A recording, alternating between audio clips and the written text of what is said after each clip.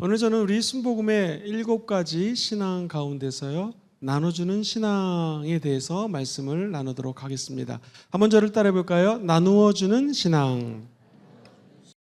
미국의 유명한 대학 중에 스탠포드 대학이라는 곳이 있습니다. 뇌과학을 연구하는 교수님이 있는데요, 앤드류 후비만이라고 하는 교수님이 이런 얘기를 했습니다. 우리 뇌가 점점 건강해지고 행복하게 살기 위해서는요, 삶의 질을 높여야 된다. 근데 그 삶의 질을 높일 수 있는 방법이 4가지가 있다고 합니다. 첫 번째는요, 잘 자야 된다라는 것이죠. 숙면 취하기. 두 번째는요, 몸을 자꾸 움직여야지 된다고 합니다. 그래서 우리가 아는 것처럼 자꾸 걷고 뛸 수 있으면 뛰시고 몸을 자꾸 움직여서 생활할 때 오히려 우리의 삶의 질이 높아진다. 세 번째가 재밌는데요, 햇빛을 꼭 받아야 된다는 것입니다. 그래서 우리가 실내에만 있지 말고 때로는 밖에 나가서 걷기도 하고 산책도 하고 햇빛을 받을 때 삶의 질이 높아진다. 네 번째가 재밌습니다. 의사 선생님이니까 뭐 의사에 관련된 건강에 관련된 얘기할 것 같은데, 네 번째가 나눠야 된다는 것입니다. 인간관계를 맺고 자꾸 주고 나누다 보면 우리의 삶이 자꾸 좋아진다는 것입니다. 왜 그럴까요? 나누면은요, 첫 번째, 이상하게도 스트레스가 우리가 받을 때 행복하기도 하지만 나눠질 때 스트레스가 없어진다는 거고요. 두 번째는요, 자꾸 내 마음속에 행복감 같은 것이 싹 든다는 것입니다. 스탠포드 대학뿐만 아니라 미국의 유명한 대학에서 가장 오래 사시는 분들을 조사해 봤더니 봉사하시는 거예요. 특별히 이 교회에 와서 봉사하시는 분들마다 나누기 때문에 행복감이 넘치고 성취감이 넘쳐서 더 장수한다는 것입니다. 옆에 분들하고 인사하겠습니다. 장수하고 싶으시면 섬기십시오. 시작. 장수하고 싶으시면 섬기십시오. 오래 살고 싶으면 섬기라는 거예요. 행복해진다는 거예요. 그래서 세 번째는요, 내 마음속에 섬기고 나누다 보면 면역력이 높아지기 때문에 당연히 건강하고 삶의 질이 높아진다는 거예요. 우리 몸에 염증 같은 거 있지 않습니까? 이게 면역력이 있으면 염증이 없어진다는 거예요. 질병도 마찬가지죠. 암세포가 하루에 5천억 개 엄청나게 많은 숫자가 생긴다고 하죠. 건강한 사람도. 근데 면역력이 있으면 그 암세포를 누리는 세포가 눌러버려서 건강해진다는 것입니다. 무엇보다도 사회적인 유대를 강화하기 때문에 좋은 인간관계를 맺고 섬기고 나누다 보면 건강해지고 삶의 질이 높아진다는 것입니다. 우리는 흔히 나누어주는 신앙 하면 떠오르는 것이 물질적인 거 떠오릅니다. 밥을 사준다거나 물질적으로 도와주는 것. 그런데 우리 순복음에서 얘기하는 나누어주는 신앙은 물질만을 나눠주는 것이 아닙니다. 영적인 은혜를 나눠주는 것도 나눠주는 것이고요, 용서해 주는 것도 나눠주는 것입니다. 그리고 격려해 주는 것도 나눠주는 것이고요, 무엇보다도 내 내면을 다른 사람들에게 나눠주는 것, 이게 우리 순복음 교회에서 얘기하는 나누는 신앙입니다. 오늘 말씀 나눌 때 우리 영혼 속에 하나님의 임재가 있어서 우리의 삶이 나눠주는 삶으로 변화되기를 주의 이름으로 축원드립니다. 크게 2가지를 나누기를 원하는데요, 나눠주는 신앙이란 무엇인가? 첫 번째, 삶으로 실천하는 청지기 신앙. 시작. 삶에서 실천하는 청지기 신앙이라는 것입니다. 청지기라고 하는 것은 무엇입니까? 내가 가지고 있는 모든 것들이 계산해보고 따져보고 생각해보니 내 것이 하나도 없다라는 거예요. 우리 주님이 잠시 나에게 이 땅에 살면서 맡겨준 것이 청지기가 마땅히 해야 될 일이라는 것입니다.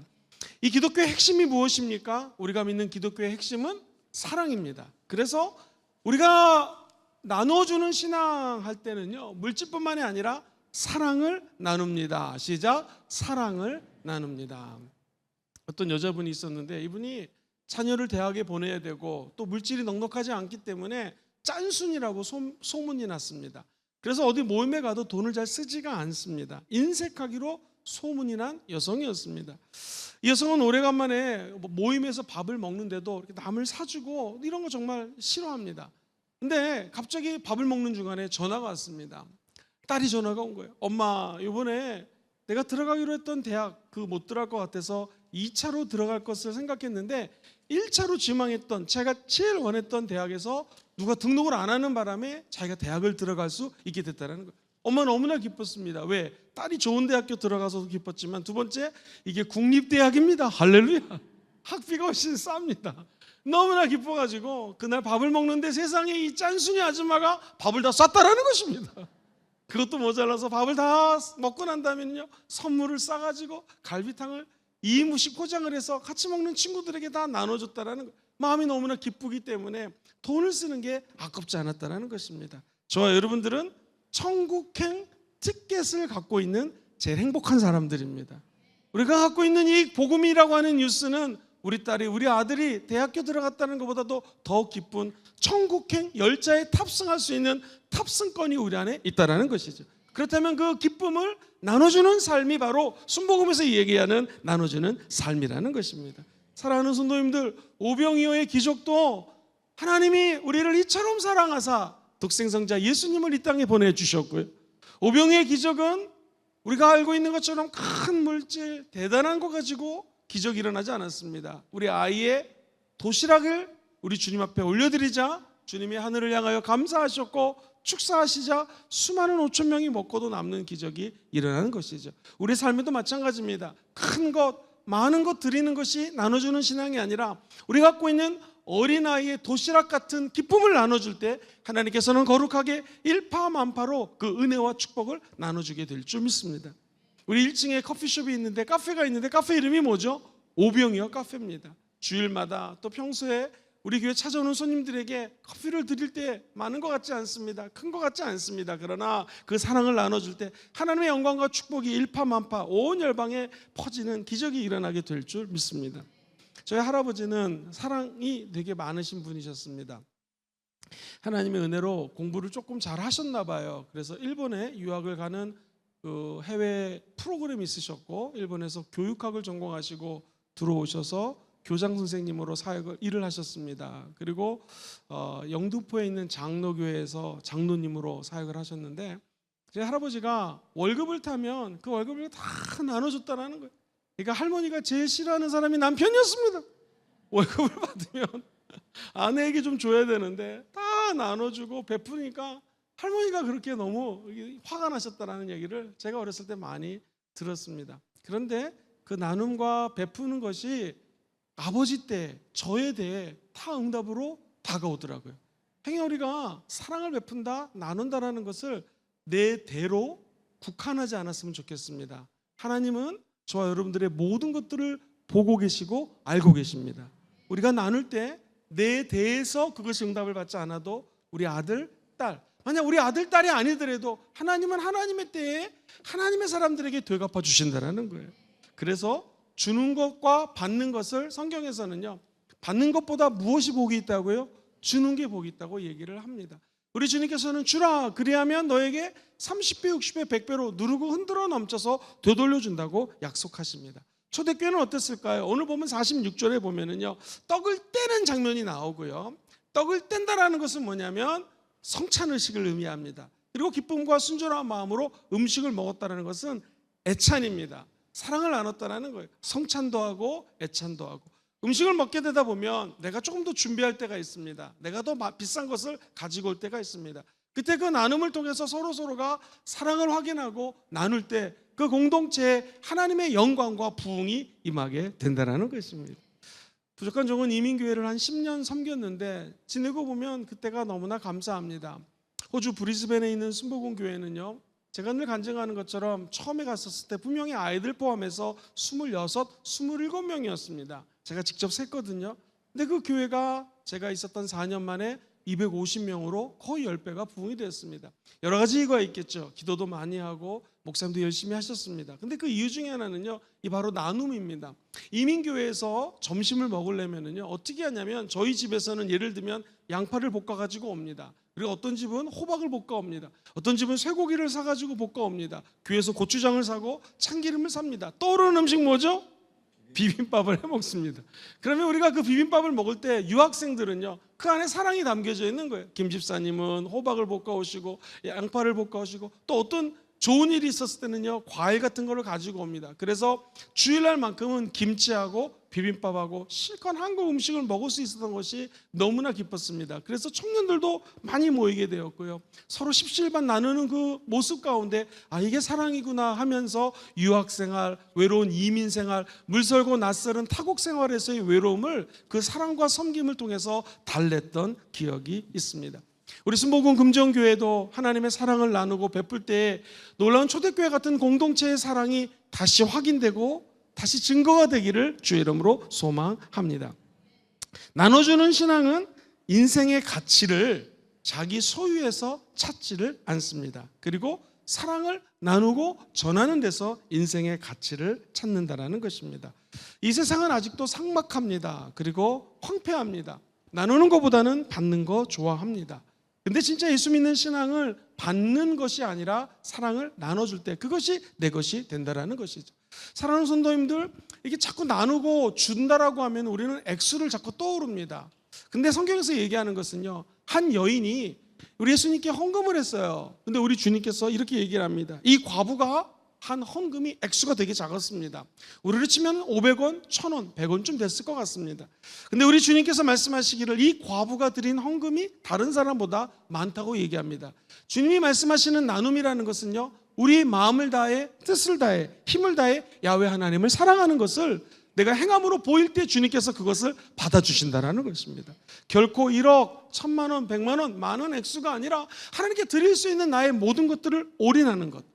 요한복음 13장 34절의 말씀입니다. 같이 읽어볼까요? 시작. 새 계명을 너에게 주노니 서로 사랑하라. 내가 너희를 사랑한 것 같이 너희도 서로 사랑하라는 것입니다. 사랑하는 성도님들, 우리 오래전 일입니다. 1929년도 일입니다. 환갑잔치가 열렸는데요, 이분의 이름이 황해도 은육읍에 사는 이찬영 장로님이셨는데, 이 장로님은 평상시에 늘 나눠주는 것을 좋아했습니다. 그 당시 환갑잔치는 우리가 아는 것처럼 크게 열지 않았습니까? 이분이 좀 부유한 장로님이셨는데요, 세상에 이게 웬일입니까? 환갑잔치를 이 황해도 은유럽과 이 근처에 있는 모든 사람들 중에서 거지들 있죠, 거린. 환갑잔치가 거린 잔치로 바뀝니다. 무려 100명을 초대합니다. 그래가지고 막 춤을 추며 노래를 부르면서 100명을 섬겼다라는 거예요. 그리고 우리나라 그 교회 역사에 나옵니다. 장로님이 다 밥을 먹이고 춤을 추고 노래를 하다가 예수님을 증거했고요, 그냥 증거한 것이 아니라 그 거지들에게 음식을 싸주고, 옷이 얼마나 귀한 때였습니까? 옷을 한 번씩 해가지고 거지들에게 나눠줬다라는 거예요. 그 거지들이 와서 밥을 먹고 이 높은, 지체 높은 양반이라 할까요? 교회 장로님과 함께 춤을 추고 노래를 부르고, 그리고 배부르게 밥을 먹습니다. 옷까지 선물을 받습니다. 그랬더니 그 100명이 다 예수님을 영접했다라는 것이죠. 사랑하는 성도님들, 저와 여러분들이 이 장로님처럼 할 수는 없겠죠. 각자 삶이 틀릴 것입니다. 우리 인생에도 잔치가 벌어질 때가 있습니다. 물질이 많아서가 아니라 아까 그 여인처럼 기쁨이 넘칠 때가 잔치입니다. 그 기쁨을 우리 주변에 나눠줄 때 하나님의 영광과 은혜가 예수 그리스도의 십자가로 증거되는 역사가 나타나게 될 줄 믿습니다. 기독교의 핵심 가치를 실천합니다. 시작. 기독교의 핵심 가치를 실천하는 것, 이게 나눠주는 신앙입니다. 하나님 사랑, 이웃 사랑, 기독교의 핵심 가치죠. 크고 첫 번째 되는 계명, 너희는 마음을 다하고 뜻을 다하고 목숨을 다하고 힘을 다하여 누구를 사랑하라? 주 너의 하나님을 사랑하라. 첫 번째가 되고 큰 계명입니다. 두 번째 같이 읽어볼까요? 시작. 둘째도 그와 같으니 내 이웃을 내 자신과 같이 사랑하라. 이 말씀 누구나 다 아는 말씀이죠. 그런데 중요한 것은 이 말씀을 실천하라는 것입니다. 실천할 때 하나님께서는 그 실천하는 모습을 보고 우리에게 30배, 60배, 100배로 더 더해준다라는 것입니다. 헤비타드 운동이라고 들어보셨나요? 혹시 헤비타드 운동? 집 짓는 운동입니다. 인터넷 치면 많이 나와요. 지미 카터 대통령도 이 운동 같이 동참하고 있죠. 우리나라에도 하는 것으로 알고 있습니다. 긴 얘기를 짧게 드리면 이 운동이 어떻게 시작됐냐면, 밀러드 풀러라고 하는 사업가가 있는데요, 변호사도 하면서 법률가였습니다. 법조인이면서 돈을 많이 벌었습니다. 근데 신기한 거는요, 돈을 벌면 벌수록 크리스찬 가정인데 행복해야 되는데 행복이 없더래요. 더 문제는 아내랑 싸우기 시작하는데 돈이 없었을 때는요, 서로 사랑하고 챙겨주는데 돈이 많다 보니까 서로 막 싸움이 일어납니다. 그리고 이혼 위기까지 가게 됩니다. 그때 아내가 제안을 하죠. 여보, 돈이 우리를 행복하게 만드는 것이 아닙니다. 우리가 가진 모든 것들을 나눠줍시다 라고 제안을 합니다. 아마 이 사업가가 진실한 사업가였던 것 같습니다. 그래서 밀러드 풀러가 그렇게 합시다 하면서 집을 지어주는 운동을 합니다. 조건이 있어요. 한번 들어보세요. 첫 번째, 정말 어려운 가정을 찾아갑니다. 그래서 그 집을 지어주는 것이죠. 두 번째는요, 거저받는 게 아닙니다. 건축 자재를 실어 날라야 되고요, 우리 집을 누가 와서 져준다면 저도 뚝딱뚝딱 열심히 지어야 됩니다. 그리고 이 필러와 모든 사람들이 함께 그 집을 짓고 난 다음에 세 번째가 재밌습니다. 집이 완공되면 우리 가족이 건축비를 내야 됩니다. 이 건축비가 1억, 2억 아주 비싼 돈이 아니라 기자재값 아주 최소의 가치, 낼 수 있는, 충분히 감당할 수 있는 돈을 저도 냅니다. 더 중요한 건 우리 집을 와서 지어줬잖아요. 그럼 저와 제 아내가 우리 옆집을 지어줄 때 가가지고 기자재를 나르고 함께 망치질을 하면서 그 집을 지어주는 것입니다. 한번 따라해볼까요? 사랑을 나누고 받고 또 나누고, 이게 선순환이 될 때 기독교 공동체가 거룩해진다는 것입니다. 사랑은 받는 것만 있는 것이 아닙니다. 처음에 예수 믿으면 교회 와서 받습니다. 다 소신자들, 새신자들은 많은 사랑을 받아야 됩니다. 그리고 그들이 자라나면 이제 다른 사람에게 사랑을 베풀 수 있는 어른으로 성장해야 된다는 것이죠. 우리가 교회에서 해야 될 일은 무엇입니까? 처음에 예수 믿고 교회 왔을 때는요, 다 이기적이고 어린아이랑 똑같습니다. 그런데 내가 왜 신앙이 자라지 않을까? 자기 자신을 한번 점검해 보십시오. 내가 왜 요즘에 어려울까? 하나님 많은 은혜를 예비해 두셨다는데 나는 왜 그 은혜를 받지 못할까? 아마도 많은 이유가 있겠지만 그 중에 하나는 내가 지금 주지 않는다라는 것입니다. 늘 목사님들이 설교하는 것처럼 홍해 바다가, 우리가 아는 것처럼 두 가지 바다가 있죠. 갈릴리 바다가 있고 사해 바다가 있습니다. 갈릴리 바다는 계속해서 물을 흘러주니까 깨끗합니다. 사해 바다는 받기만 하기 때문에 물이 탁해진다는 것이죠. 우리가 알고 있는 세계적인 나라 중에서 어려운 나라가 아이티라는 나라가 있습니다. 스탠포드 켈리라고 하는 선교사가 있었는데요, 아이티에서 제일 극빈한 나라 중 하나입니다. 선교활동합니다. 한 소년이 추수감사 주일날 감사원금을 갖고 왔는데, 이게 웬일입니까? 소년인데 얘가 3달치 이상의 월급이 들어져 있는 거예요. 일반 사람들의 3달치 이상의 월급. 선교사님이 너무나 의아했습니다. 그리고 정작 추수감사 이 파티랄까요? 잔치에는 이 아이가 보이지 않았습니다. 그래서 이 아이를 찾아갔습니다. 아니, 어떻게 이렇게 많은 헌금을 드릴 수가 있는가 했더니 이 아이가 하는 말이, 하나님 주신 너무나 은혜가 감사해서 말 있죠, 타그닥타그닥 말을 팔았습니다. 아, 그랬구나. 근데 왜 이 잔치에는 오지 않았니? 그랬더니 입고 갈 옷이 없어서 못 갔다라는 거예요. 선교사님 너무나 감동을 받았습니다. 보통 사람 같으면 말을 팔고 자기 옷을 산 다음에 헌금하지 않겠습니까? 근데 이 소녀는 말을 판 그 금액 그대로 한 일반 어른의 3달치 월급을 그냥 하나님께 드리고, 본인은 정작 옷이 없어서 예배당에 못 나왔다는 것입니다. 이 스탠포드 켈리라고 하는 선교사님이 너무나 은혜를 받아서 가끔 부흥회를 가시면 이 말씀을 했습니다. 그랬더니 한 성도님이 나와가지고 되게 부유하게 옷을 차려입은 귀분이 나오더니 지갑에서 돈을 몇 푼 꺼내더니 선교사님이 이거 그 아이의 옷을 사주세요 그러더랍니다. 그때 선교사님이 유명한 말씀을 합니다. 제가 그 소년의 이야기를 한 것은 이런 옷값을 받기 위해서가 아닙니다. 소년의 헌금이 하나님께 귀했던 것처럼 당신도 하나님을 위해서 귀한 일을 하라고 이 간증을 한 것입니다. 그렇습니다. 우리가 생각하는 나눔은 무엇이냐면, 우리가 갖고 있는 것을 통해서 하나님은 귀한 일을 기대하고 계신다는 것이죠. 그 귀한 일이 무엇입니까? 한번 따라해볼까요? 사람을 살리는 일입니다. 시작. 사람을 살리는 일입니다. 이 나눠주는 신앙 얘기하면 왠지 자꾸 막 헌금을 하고 말을 갖다 팔아야 되고, 그러니까 내 자동차를 팔아야 되나 그런 거 아닙니다. 여기서 주는 기쁨이란 뭐냐면, 여기 계신 분들이 다 달란트가 있습니다. 그죠?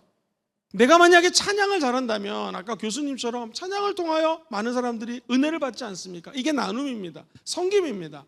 내가 찬양을 너무나 은혜스럽게 뜨겁게 인도를 한다. 그 찬양하는 모습만 봐도 성도들이 은혜를 받는다면 이게 나눔입니다. 내가 예를 들면 주차를 잘합니다. 그럼 요즘에 최근에 우리 그 비전 주차장이 생겼지만 사람들이 많이 온다고 합니다. 그러면 특별히 젊으신 분들 중에서 주차 요원이 필요합니다. 지금 저희가 지하 3층에 무려 24대를 파킹할 수가 있는데 주차 요원만 있으면 엘리베이터를 타고 지하로 내려주고 올려주고, 이게 안 돼서 지금 우리 주회종들 차만 지하 3층에 파킹하고 있습니다. 운전을 잘하시는 분이라면 남자분이면 좋고 여자분도 상관없습니다. 그 섬김을 통해서 하나님이 기뻐한다면 이것이 바로 나눠주는 신앙이라는 것입니다. 우리 스모 금정교회에서 앞으로 천국 가는 날까지 진심으로 우리가 갖고 있는 것들을 나눠줄 수 있는 그런 은혜의 공동체가 되기를 주의 이름으로 축원드립니다. 두 번째, 나눠주는 신앙이라고 하는 것은 하나님의 나라를 이 땅에 실현하는 신앙. 시작. 하나님의 나라를 이 땅에 실현하는 신앙입니다. 이 초대교회를 보십시오. 초대교회는 공동체성이 강화됩니다. 그래서 굶어 죽는 사람이 없었습니다. 나눠주는 신앙은 초대교회 운동을 계승하는 것입니다. 가난의 문제, 사도행전 4장 34절은 이렇게 선포하죠. 시작.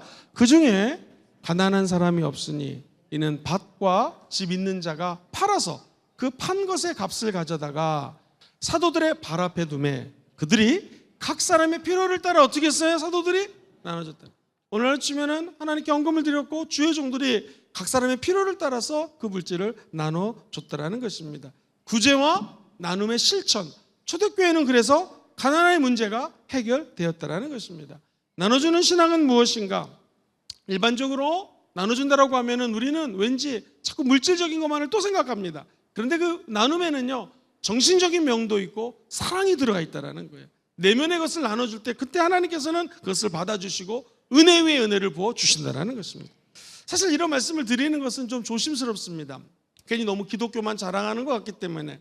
그런데 이것은 기독교 윤리실천연구소가 발표한 내용입니다. 개신교가 운영하는 사회복지법인 비율이 무려 52%입니다. 불교 27%밖에 안 돼요. 27%. 천주교는요 16%입니다. 기독교가 가장 많은 사회복지법인을 운영하고 있습니다. 압도적으로 많습니다. 종합사회복지관 운영도 우리 개신교가 45%입니다. 노숙자들을 위한 복지시설이 86개가 있는데 86개 중에서 54개가 우리 개신교가 운영하는 것입니다. 대북 지원 민간단체 79개 중에서 22개가 개신교입니다. 액수도 100만 원이라면 40만 원 이상, 40.2%가 기독교가 액수를 헌금을 하고 있습니다. 해외 원조단체도 17개가 있는데 불교는 3개밖에 없고 천주교 1개, 나머지 11개가 개신교에서 하고 있다는 것입니다. 이렇게 많은 일을 하고 있기 때문에 하나님이 우리나라에 은혜를 주시고 기독교가 부흥이 됐다는 것이죠. 나눠주는 신앙은 초대교회의 신앙을 그대로 계승하는 것입니다. 한번 따라해 볼까요? 초대교회 때처럼 성령의 인도하심을 통하여 자기의 권리와 물질을 자발적으로, 자, 제일 밑에 줄 시작, 이웃들과 함께 나누는 신앙운동. 이것이 우리가 이야기하는 나눠주는 운동입니다. 얼마 전에 수요일 날 우리 성가대 주로 권사님들이신데 시간이 안 되시고 또 명절 기간이라서 설 수가 없었습니다. 그래서 우리 교회 한 집사님 따님이 원래는 성악을 전공했는데 뮤지컬 배우고 또 뮤지컬을 가르쳐주는 선생님이에요. 와가지고 수요일 날 이제 성가대가 없으니까 말씀 전에 찬양을 이렇게 봉사를 했습니다. 얼마나 제가 은혜를 받았는지요. 그게 나눔입니다. 이 자매는 성악을 전공했고 다른 사람들보다 노래를 잘하지 않았습니까? 그분이 그 노래한다고 우리가 무슨 상품권 하나 드리는 게 없습니다. 근데 나와서 아름다운 찬양으로 하나님께 영광 올려드리는 것, 이게 섬김이고 나눔이라는 것이죠. 초대교회 성도들이 그렇게 살았다는 것입니다. 그렇게 보면 어떤 일이 벌어질까요? 모든 소유가 하나님의 것이며 이를 선하게 관리해야 된다는 거 다 알고 있지 않습니까? 이 물질에 대한 청지기적인 자세가 초대교회의 모습이었는데 그것을 우리는 이어받을 수 있게 된다는 것이죠. 그래서 하나님의 나라를 실현합니다. 시작. 하나님의 나라를 실현하는 것. 9월 한 달 동안 우리가 하나님의 나라에 대해서 말씀을 나누고 있습니다. 도대체 하나님의 나라는 이 땅에 어떻게 실현될까? 주님의 초림과 주님의 재림 사이에 살고 있는 게 하나님 나라 백성이라고 얘기했는데 하나님의 나라는 어떤 모습으로 임할 건가? 저와 여러분들이 나눠주는 신앙을 하게 되면은요, 같이 한번 띄워주실래요? 같이 읽어볼게요. 시작. 나눠주는 신앙은 사랑의 실천을 통해 삶의 자리에서 하나님의 나라가 실현되게 하는 것입니다. 하나님께서는요, 나눠주는 사람을 주목해 보고 계십니다. 그래서 그 나눠주는 사람이 나눠주는 손길을 통하여 나눠줄 때 주목하시고 그 사람을 통하여 또 복을 주십니다. 여러분, 아브라함을 보십시오. 너는 친처 본토 아비 집을 떠나라. 그 말씀에 순종합니다. 그리고 너는 복이 될지어다. You're gonna be a blessing이라고 그랬거든요. You will be a blessing. 네가 복이다 하는 거예요. 그러니까 아브라함이 가는 곳마다 복이 따라온다는 거죠. 이삭이 우물을 팠습니다. 물이 나옵니다. 아이고, 우리 땅에서 왜 팠냐? 양보합니다. 또 딴 데 가서 파면 또 물이 나옵니다. 또 사람들이 막 컴플레인을 합니다. 왜 우리 땅에서 팠냐고. 또 딴 데 가서 파면 또 우물이 나옵니다. 이게 주는 가정에 하나님이 은혜를 지속적으로 베풀어 주시는 것입니다. 아브라함의 하나님, 이삭의 하나님, 야곱의 하나님. 야곱을 보십시오. 그는 비록 사기꾼이었고 거짓말장이었지만 전국적으로 그는 12지파의 아비가 되고요, 하나님께서 주신 큰 은혜를 받아 누리는 믿음의 사람이 되었다는 것이죠. 우리가 드리는 하나님께 이 마음과 물질과 노력을 하나님은 다 보고 계십니다. 알고 계십니다. 그리고 순종하는 그들을 통하여 30배, 60, 100배로 채워주신다는 것이죠. 사랑하는 성도님들, 교회를 가보면 4가지 타입의 교회가 있다고 합니다. 첫 번째 유형은요, 공동묘지 같은 교회입니다. 두 번째 유형은 박물관 같은 교회. 세 번째 교회 유형은 극장 같은 교회. 네 번째 유형은 잔치집 같은 교회라고 이야기를 합니다. 첫 번째, 공동묘지 같은 교회는 뭐냐면 믿음의 활동이 죽었습니다. 사람들의 얼굴에 기쁨이 없어요. 유럽에 가서서 성당에 가보면은요, 관광객만 득실득실 거립니다. 너무나 놀라운 것은 우리 성전이 굉장히 크지 않습니까? 우리 성전보다도 한 10배 되는 성전입니다. 엄청 큽니다. 그런데 주일날 어떻게 미사를 드리고 있냐면 요만큼을 막아가지고 20명, 30명이 요 앞에서 예배를 드리고 있습니다. 너무나 마음이 아픕니다. 공동묘지 같은 교회죠. 두 번째는요, 박물관 같은 교회입니다. 교회 들어갔더니 골동품을 보고 그림을 보고 화려했던 명성과 옛날에 그러한 것들을 다 박물관처럼 기록해놨습니다. 무슨 소용이 있겠습니까? 그때는 우리 교회가 이랬는데 지금은 안 그렇다라는 것이죠. 사랑하는 분들, 우리 스모우 금정교회는요, 천년의 부흥을 주도하는 교회가 되기를 주의 이름으로 소망합니다. 그래서 천년 뒤에도 박물관 같은 교회가 아니라, 공동묘지 같은 교회가 아니라 하나님의 영이 살아있고 예배드릴 때 눈물이 쏟아지고 우리의 마음과 뜻과 삶을 드리는 그러한 나눔의 섬김의 공동체로 자리매김하게 되기를 주의 이름으로 소망합니다. 세 번째는요, 극장 같은 교회가 있습니다. 여기는 많은 사람들이 몰려옵니다. 한 곳만 바라봅니다. 뭘 보냐면 노래 잘하는 사람, 설교 잘하는 목사님, 박수를 칩니다. 나갈 때 돈 조금씩 내고 나갑니다. 이거는 교회라 진짜 모습이 아니라는 것이죠. 네 번째 교회가 있습니다. 한번 저를 따라해 보겠습니까? 잔치집 같은 교회. 잔치집 같은 교회. 무슨 교회입니까? 잔치집은 아까 그 그 함경도에 있는 한 장로님처럼 잔치를 맞았습니다. 그때 잃어버린 영혼들, 가슴 아픈 영혼들, 수많은 영혼들이 와서 함께 기뻐하고 찬양하고 하나님께 소리 지르며 이 기쁨을 만끽하는 교회가 바로 잔치집 같은 교회인 줄 믿습니다. 하나님을 알지 못하는 사람들이 말씀을 먹고 풍성하고 찬양으로 기뻐하고 노래하며 하나님의 존재를 체험하는 우리 교회가 잔치집 같은 교회가 되기를 주의 이름으로 소망합니다. 하나님 은혜에 눈물 흘리고 하나님의 임재 앞에서 몸을 떨면서 부르짖어 기도할 수 있는 교회, 그것이 순복음 금종교회가 될 줄 믿습니다. 나눠주는 신앙은 축복에 대한 재해석입니다. 왜 축복을 받는가? 복을 받아서 나눠주기 위해서 복을 사용하라는 것이죠. 은혜를 베풀며 하나님께 나아가는 자들마다 하나님은요, 다른 사람들에게 은혜를 베풀고 나눠주는 사람을 절대로 외면하지 않습니다. 단기간에는 아무런 은혜가 없는 것 같지만 반드시 하나님께서는 10년 뒤, 20년 뒤, 30년 뒤, 40년 뒤, 100년 뒤 그 사람의 섬김을 통하여 나눔을 통하여 영광을 받으신 하나님께서 되갚아 주실 것입니다. 우리 인간도 은혜를 받으면은요, 그 은혜를 갚으려고 엄청나게 노력을 합니다. 제가 아는 장로님이 친구 아버님이신데 돌아가셨어요. 장례식에 가서 앉아 있는데 찾아왔습니다.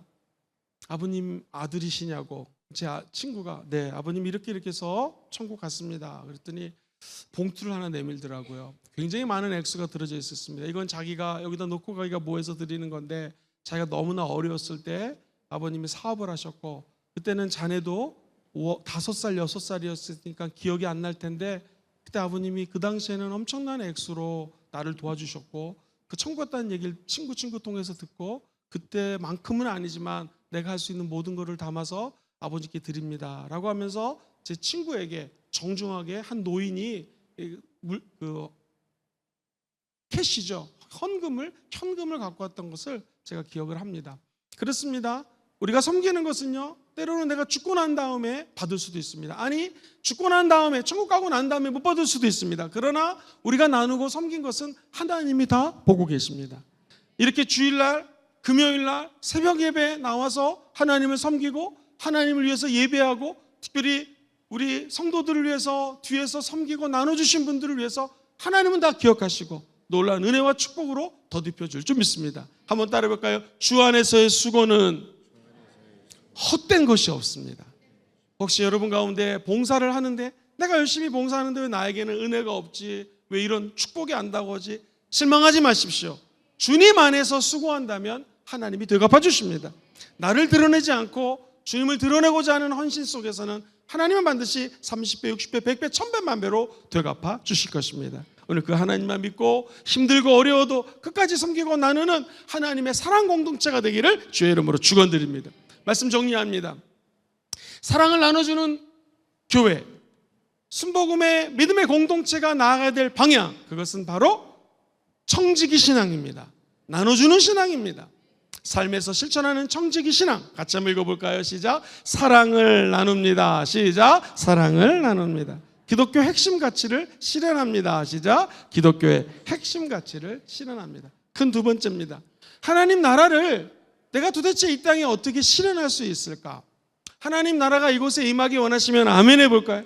하나님의 뜻이 하늘에서 이루어진 것처럼 이 땅에 이루어지기 원하시면 아멘 해볼까요?